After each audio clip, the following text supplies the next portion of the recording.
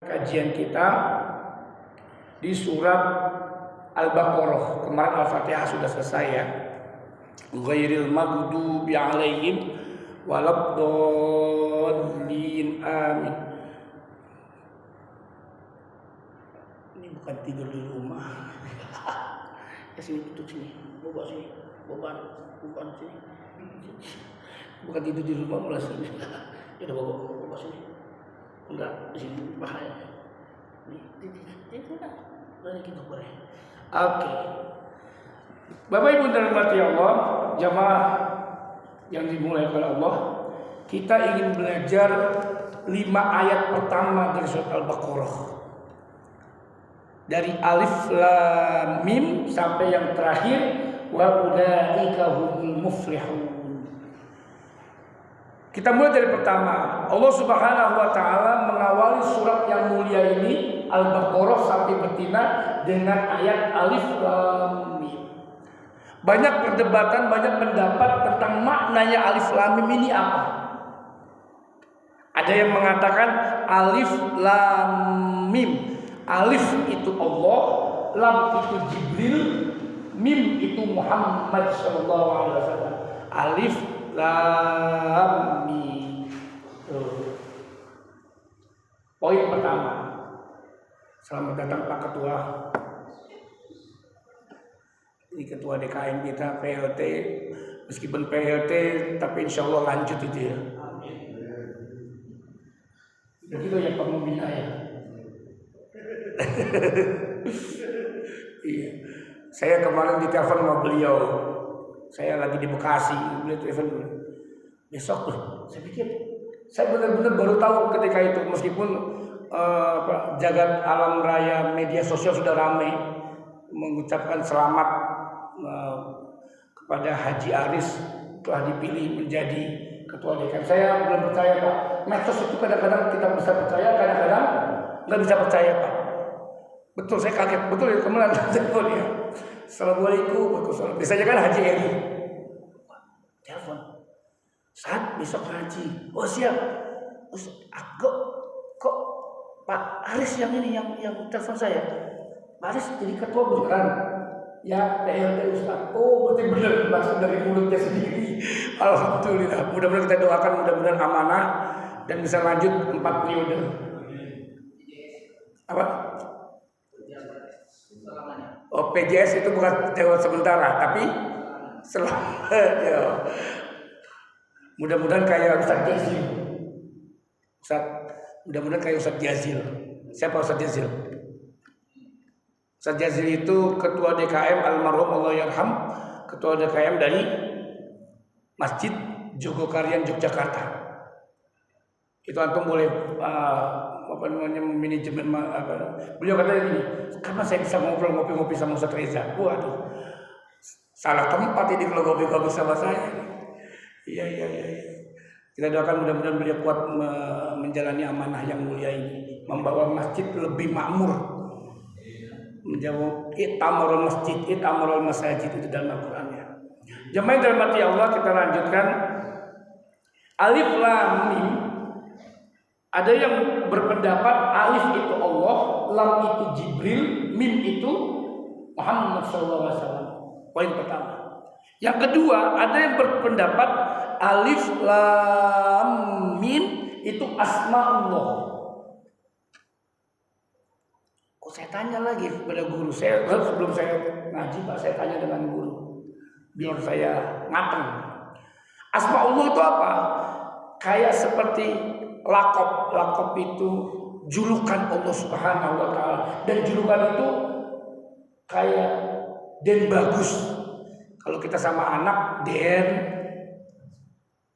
kalimat-kalimat penyempurna, penghormatan, ikroman, memuliakan, alif lam mim. Itu sebagian pendapat ulama begitu. Yang ketiga Bapak Ibu dirahmati Allah, alif lam mim maknanya hanya Allah yang Maha tahu maksud dan tujuannya. Jadi ada alif lam mim, ada Toha, ada Yasin, alif lam ro, apa lagi? Kaf ya ain shad. Muqaddimatan ini Ada juga yang berpendapat ini adalah sebagai teguran awal atau sentakan awal supaya manusia penasaran isinya setelah Alif Lam Mim itu apa sih? Ada yang berpendapat begitu. Jadi Allah menaruh Alif Lam Mim itu supaya manusia atau hamba-hambanya yang membaca Al-Quran itu penasaran maksud isi Alif Lam Mim itu apa sih tulisannya itu. Ayat kedua Bapak Ibu dirahmati Allah, zalikal kitabul la raiba fiih.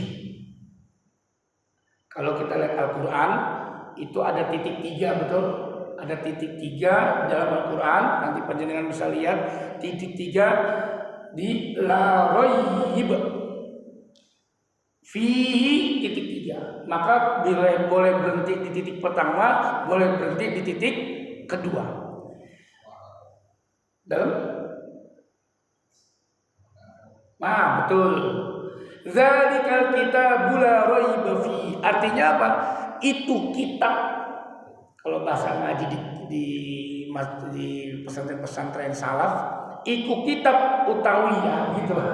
Kalau di ngaji-ngaji di pondok-pondok salaf, itu kitab yang tidak ada keraguan di dalamnya. Dimaknakan yaitu Al-Qur'an. Al-Quran itu tidak ada keraguan di dalamnya. Bahkan di dalam Al-Quran disebutkan Bapak Ibu dirahmati Allah, ketika itu Rasulullah SAW ditantang, "Hei Muhammad, apa itu Al-Quran?"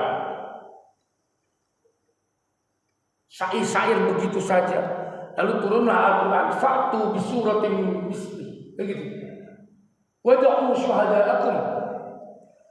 Allah Subhanahu wa taala nantang orang kafir lewat Rasulullah SAW. Disampaikan ayat, kalau kamu bisa membuat Al-Quran seperti Al-Quran, buatlah. Panggil pembantu-pembantumu, panggil yang membela-membelamu. Ternyata tidak ada yang bisa membuat seperti Al-Quran. Kenapa? Karena Al-Quran dari Allah, bukan Nabi Muhammad SAW.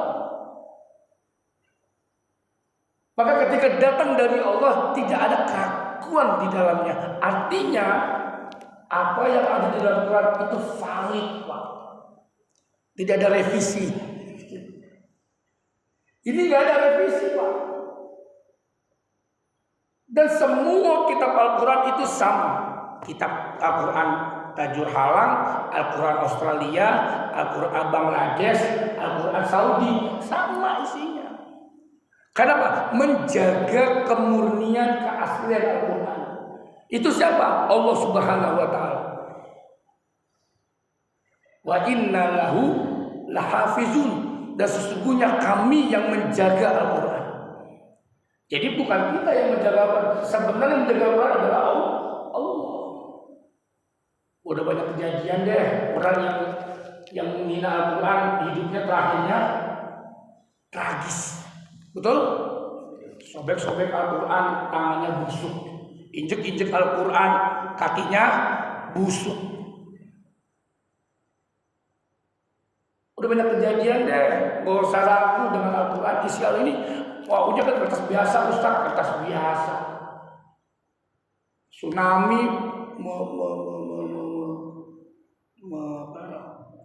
memberantas apa? Kalau terbawa ombak itu apa namanya?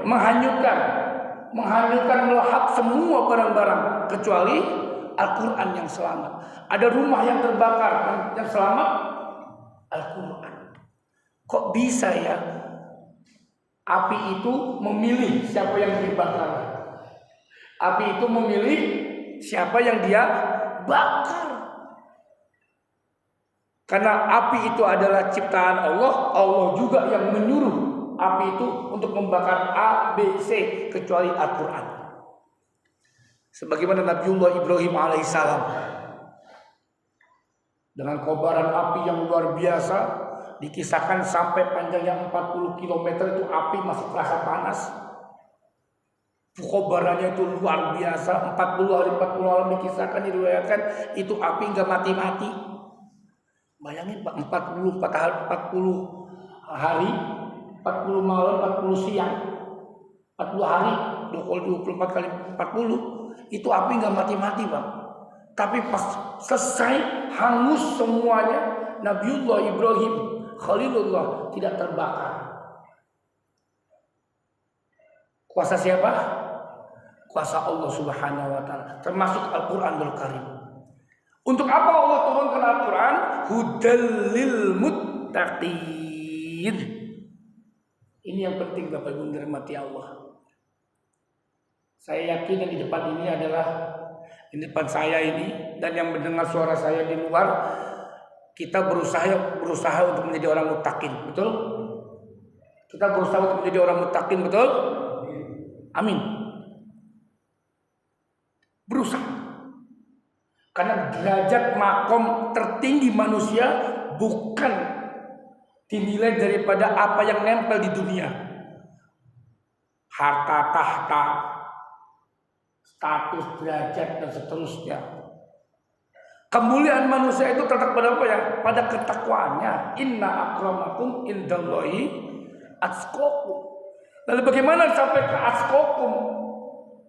Pada golongan-golongan orang-orang yang muttaqin, yang bertakwa. Ternyata hudal lil muttaqin, manusia sudah kembali belum kepada Al-Quran. Seberapa banyak dia berinteraksi dengan Al-Quran. Lebih banyak baca media sosial atau baca Al-Quran. Dari 24 jam berapa menit untuk megang Al-Quran. Nah, sudah banyak fadilahnya. Al-Quran pemberi syafaat di yaumul qiyamah. Al-Quran penyelamat azab kubur. Al-Quran satu hurufnya 10 kebaikan. Dan ini bukan manusia yang ngomong, tapi siapa? Kanjeng Rasul yang menyampaikan satu huruf 10 kebaikan. Bukan kamu membaca alif lam mim 1 pahala kata Rasul, tapi alif 10 pahala, lam 10 pahala, mim 10 pahala. Bayangin kalau kita baca satu kebet, Pak, berapa huruf ini? Pernah ada yang ngitung? Satu kebet ini gitu, selembar. Halaman 1, halaman 2 atau halaman 4, halaman 5 ini. Berapa kebaikan yang Allah Subhanahu wa taala berikan. Hudal lil muttaqin, petunjuk bagi orang-orang yang bertakwa. Kalau kita ingin sampai kepada level takwa, makom takwa, derajat takwa, dan itu menjadi PR semua orang yang beriman kepada Allah, maka kembalilah kepada Al-Quran.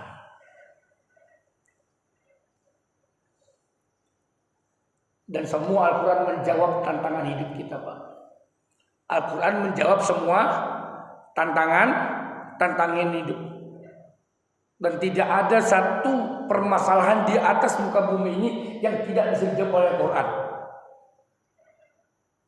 Apa saja.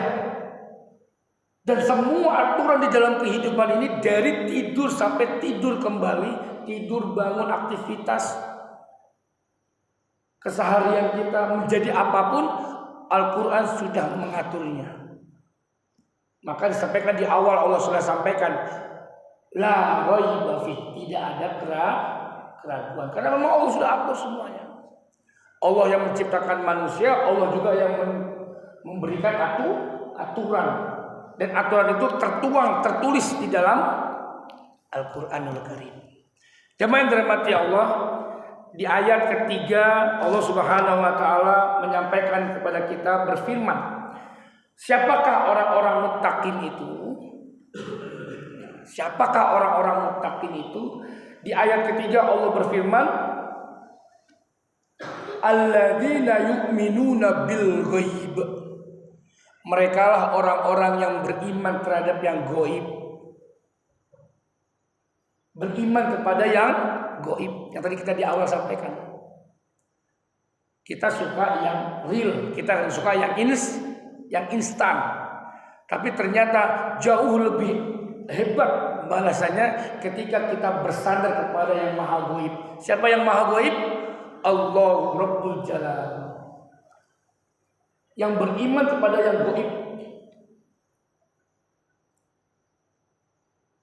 Hal-hal yang tidak bisa kita lihat dengan mata, hal-hal yang tidak bisa kita telaah dengan pikiran, tapi kita beriman dengan apa yang menjadikan kita kuat, maka itu akan mendatangkan kemuliaan. Alladzina yu'minuna bil ghaib.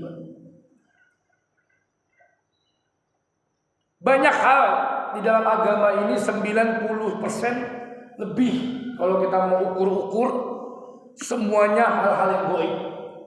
Sholat gaib, gaib. Tongklak, betul? Rukuk, sujud. Kalau tanpa iman, Pak, maka banyak orang mengatakan, ngapain menghadap ke tembok? Iya, kalau tembok ini nembusnya ke Mekah, banyak hal. Tapi kalau sudah iman, enggak, saya kiblat. Inni wajjahtu wajhiya lilladzi